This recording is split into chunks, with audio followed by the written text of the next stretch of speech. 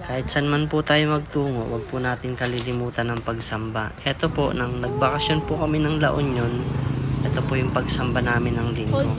Pagkatapos po namin ng pagsamba, namitas po kami ng alatere sa tabi ng tindahan ni Mamo. Tuwang-tuwang mga bata, pati ako na rin. Wala po kasing ganito sa Maynila. Halos ubusin namin yung lahat ng naaabot namin. Kahit sobrang busy po namin sa Maynila dahil sa pag-aaral ng mga bata at syempre sa trabaho na rin po namin, di po namin nalilimutan na maglaan ng ganitong mga oras. At syempre, una sa lahat, pinakamahalaga po sa atin ang ating pamilya. At kahit gaano po tayo kaabala sa ating buhay, wag na wag po natin kalilimutan na maglaan ng oras sa ating pamilya. Napakasaya po kasi nakasama natin ang ating mga pamilya na malayo tayo sa lahat ng pinagkakaabalahan natin sa buhay.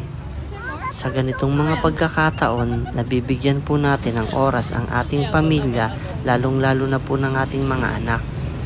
Sa simpleng paraan po, napararamdam po natin sa kanila kung gaano natin sila kamahal. Isa lamang po ito sa mga ganap namin sa aming bakasyon.